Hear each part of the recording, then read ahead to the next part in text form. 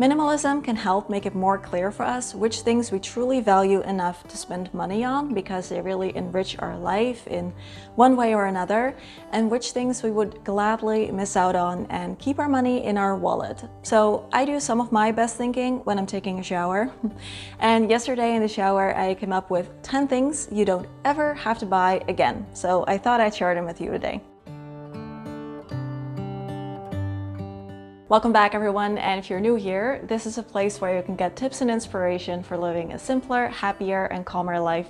So be sure to hit subscribe if you haven't already for more videos like this one. Now, I deliberately named this video Things You Don't Have to Buy and not Things You Shouldn't Buy because of course everyone else is different, and if you do enjoy buying some of these things, then more power to you, no judgment here. These are just friendly suggestions on my part about things that I truly don't think that you would ever miss if you do decide never to buy them again, or even if you already own some of these things, if you decide to declutter them from your possessions. I think when it comes to electronic gadgets, they are the perfect example of things that look really cool and that makes people want to buy them. But in the end, our life is going to be exactly the same if we don't buy them. I always think it's kind of funny how these products are there to solve a problem that we just don't really have. It's basically just a solution to a non-existent problem. You won't miss a single thing if you decide to stay away from fancy and weird gadgets like this because they don't really add anything except more items to care for and maintain. Also, these gadgets tend to be quite expensive. They take up a lot of resources to make, and in the end, oftentimes, with the exception of maybe a few things, they're basically just useless. Things that let you listen to music while you're in the shower, foldable phones, toilet bowl, night lights. I've even heard of something called an umbrella drone. My rule is that if I already have something else I can use, or if it is not designed to fix a problem that I actually have in my day-to-day life, I prefer to keep my money in my wallet. It's just a perfect example of something that you won't ever miss. Now, this next one might sound a little silly, but it is something that I think most people do buy every now and then, and that is gag gifts. So these are basically small, inexpensive gifts that you only buy for the purpose of making someone laugh for a minute or two, and then they get discarded. Fish flip-flops, a miniature violin, emergency underpants in a can, a mini inflatable tube guy. I think you know what I mean. These things are just basically useless. They are a waste of resources. They will end up in a bin and create more waste. It's 2022. I think we can do better by now. If you want to give someone a small gift, maybe give them something they can use, something edible, or a bag of tea, or a single flower, or a gift card that you made, something like that. When it comes to beauty products, of course, everyone else is different. Maybe you have a bunch of them that you really like and that work wonders for you, and that's great. But I do think in the end that the basics are the most important, and the beauty industry is very good at making us believe that we need all of these different products that we just don't really need. I still catch myself falling for this sometimes if I see another YouTuber talk about skincare, for example, and next time I'm in the city, I might go inside one of these stores and I'll see all of these products and I think, oh, you know, maybe this could be nice, or maybe I do need this. But in the end, my life is exactly the same if I don't buy them, if I don't go in that store, and my skin is exactly the same. I never find myself actually needing one of those items without seeing them first. It's just that the marketing is oftentimes so good that it's hard to differentiate the really useful ones from the rest. So my skincare routine is very simple. I have a makeup remover and a cleanser. Those go hand in hand. A moisturizer and an SPF, a sunscreen, and that's it. And if I'm feeling really fancy, I'll add an eye cream to that. But that's it. I always buy them from the same brand. I keep an eye out for when they go on sale and I'll buy a bunch of them. And I think when it comes to taking care of your skin and things like that, the magic is in the daily action that we take, actually cleaning your face every day and moisturizing and putting on the SPF, and not necessarily in the products themselves, I don't think. Kitchen appliances that you can only use for a single purpose or that are very hard to clean afterwards. I think most of these items, when it comes down to it, are pretty useless, or they are just very annoying to use or annoying to clean, so we don't end up reaching for them that often. And I think this is also one of those categories of items that are there to solve imaginary problems that we just don't really have. A banana slicer, a peanut butter spreader, a asparagus steamer. You can do all of these things without these very specific items. I myself have a food chopper and a blender. I use them both frequently. They go in the dishwasher, so cleaning up is no problem. And they actually make cooking easier for me. But I don't see myself buying any other kitchen appliance, I don't think. Now maybe some of you are going like, oh, right now, and as much as I love video games, I just don't think that we need to be spending more time on our phone than we already are. And video games on your phone, or phone games, are just very easy to cut out. They tend to cost a lot of time and energy. They keep us glued to our devices, and in the end, your life won't be any less fun without them. I read an article that phone games are intentionally designed to keep us glued to our phone and be very addictive by hitting us with dopamine. And while they can offer a temporary relief from our anxiety or our boredom, they can cause more anxiety in the end because they don't even really solve anything. They're just a momentary distraction. So in the end, this is another example of something that, yes, it could be fun to download one and play it for a few days, but it doesn't really add anything to your life, to your health, to your happiness, and you would never miss it if you decide not to download games on your phone.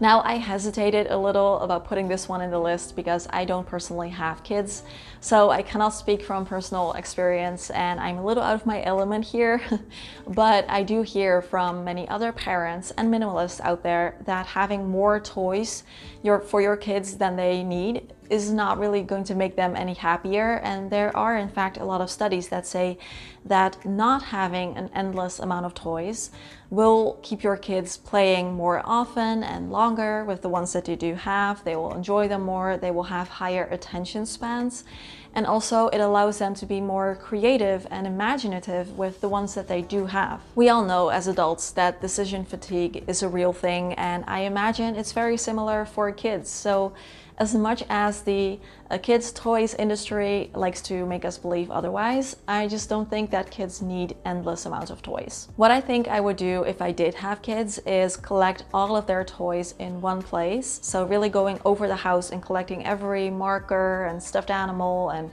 block and toy that they have and put them all in one space.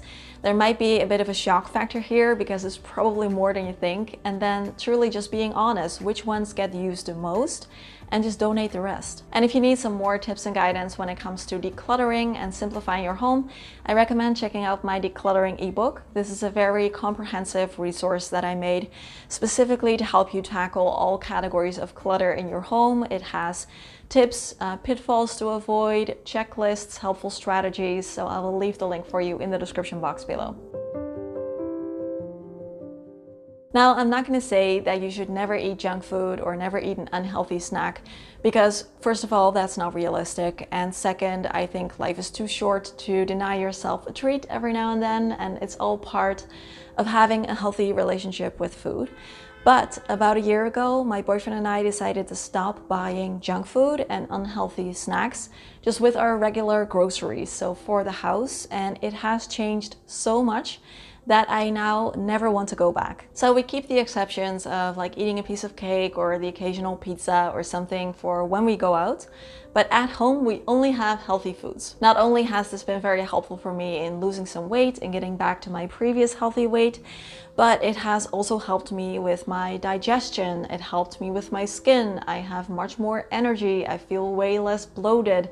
And I also find that it helps me to do other kinds of healthy habits like exercising or even meditating more frequently, because in a way I do find that these things are kind of all connected. Now, of course, you decide however it works best for you. My boyfriend and I don't do that great if there is like room for exceptions and leeway. So for us, just a very simple basic rule of no junk food in the house ever, except for birthdays and holidays, works best for us. Maybe for you it's one thing on the weekend or only if you have people coming over, however it works for you. But the best thing about this is just that it is not in the house.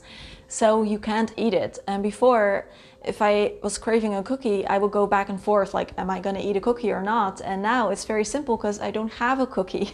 So I'll just have some fruit or a cup of tea, and it makes everything so much easier. As much as I thought that I would miss having these things in the house when we first decided to make that rule for a while, I honestly don't miss having them around, and the only thing that it changed is that my life is now better in a lot of ways. So just having junk food in the house, it's just not necessary, I've learned, and it's something that you might consider just not buying anymore. At least I know that I have, and it's only made my life better. And I mean perfectly the amount of times I bought something because I love the color, or I love the fabric, or I was in love with the idea of that item. If it doesn't fit you right, it will very likely become one of those items that you never wear. That's just the reality of it. So as much as I dislike finding the perfect thing and then finding out that it doesn't really fit right on me, I have learned to just leave it in a store. It just works better. Unless you're really good at altering clothing, I guess that could work. Also, a little side step here, I also think that clothing items that don't fit you anymore are usually better off being decluttered. I kept around so many things that had become too small for me, and looking back on it now, I get a little sad that I did that to myself, because every time I would look at one of these items, even if it was subconscious, I would get this little pang of guilt and sadness and anxiety about my body having changed and not being able to wear these things anymore. And I honestly, it stood in the way of me accepting myself, who I was, and me feeling confident in my own skin. So if you have items like this, I do recommend donating them, even if it's a little painful in the moment. I felt so much better afterwards, now that I only have things in my closet that I can actually wear. So unless you have like a very real plan and you're actively working on losing or gaining some weight, then it could be a good idea to keep them around, because otherwise you'd have to buy them again, so that wouldn't make much sense. Or obviously if you're pregnant or postpartum or anything like that, keep them around. But otherwise I say donate them, because life is just too short to feel bad about that stuff. This next one is a bit of a category, but it's things that make your home smell nice. So I'm talking home perfumes, air fresheners, potpourri or poopery, as I've also heard it called. Those things that you hang in your toilet bowl that they make it sound like they actually keep your toilet more hygienic, but really all they do is leave some of that liquid that smells like, I don't know, the ocean or something. When it comes down to it, if you just do a decent job of keeping your house clean and well ventilated, you really don't need all that stuff, so it's basically just a waste of money. The only thing that I will sometimes use is essential oils or incense, which are both also completely unnecessary, but I like to use them to create kind of like a relaxing mood for myself sometimes. And these things are also pretty inexpensive, especially the incense one. And when it comes to essential oils, I guess it depends on which one you like to use. I usually use orange, and that's not expensive either. I get it, because when I'm in a store and I see one of those displays where they have the home perfume and the scented candles and it all looks so beautiful and relaxing, it draws me in too. But the thing is that these things are very expensive, and my biggest grief with them is just that they lose their scent so quickly. You will only smell them for a really short time, and then they'll just be there collecting dust. It's such a waste of money. So of course, if you love your candles and they make you feel relaxed or add a sense of luxury or something, go for it, it's no problem. But I just think that we can also just live perfectly fine without them, and nothing would really change. Now, of course, we need something to work out in, something that can get sweaty. And of course, I mean, if you want to look cute, go for it, buy something. But what I often see people do is buy very specific workout clothing for very specific workout activities where there really is no need. And that stuff can get very expensive very fast. In the end, usually we already have something that we can wear that's perfectly fine. And the best thing about minimalism, or one of the best things, is that it helps us to see ways where we could use what we already have instead of immediately going out buying something new whenever we start a new hobby or a new exercise regimen. I usually just try to make do with what I already have, even if there's something nicer or cuter out there.